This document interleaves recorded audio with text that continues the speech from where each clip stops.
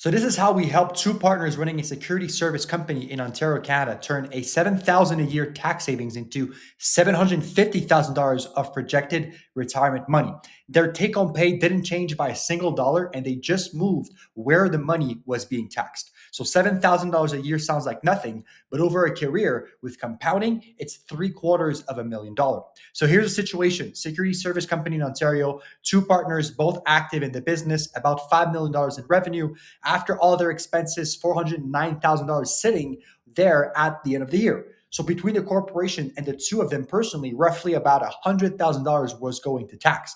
But the tax bill wasn't really the problem. The problem was the $260,000 in retained earnings that was just sitting inside the corporation doing absolutely nothing, not invested, not allocated to anything, not growing, just sitting there year after year because nobody ever told them what to do with it. So they booked a call because they wanted someone to actually walk them through their options. And both of them said the same thing. They didn't want someone picking for them. They just wanted to understand the concept first, then decide. So the advisor that was assigned to her from Preserve Wealth Group was Elise Keller from our network. She gets on a call with them and she starts by looking at how they're pulling money out of their corporation right now. They were taking a mix of T4 salary and dividends, and most business owners do that because dividends feel more tax efficient. But here's the thing that nobody explains: dividends doesn't create RRSP room. Salary does. So the entire conversation shifted. So it stopped being about how do we pay less tax this year and became which side of the wall should this money be taxed on so that it actually builds something in the future.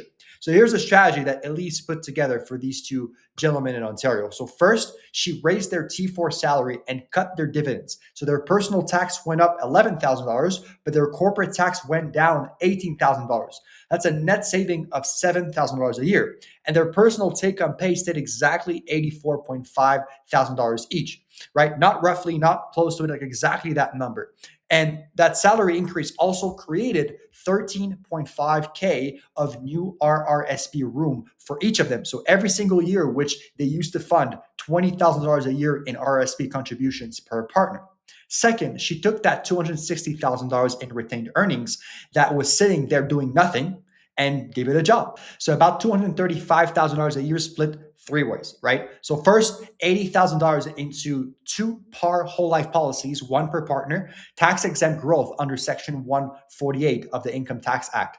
Then $120,000 into a corporate investment portfolio. And finally, $35,000 held back as cash so the business can breathe and they're never in a tight spot. So the outcome is that total tax bill went from $100,000 down to $93,000. That's a 9% reduction. Doesn't sound massive on its own, but here's where it gets interesting. Elise put together a 5-year projection for them before anyone signed anything. So the cash value in each par policy at year 5 was $202,015.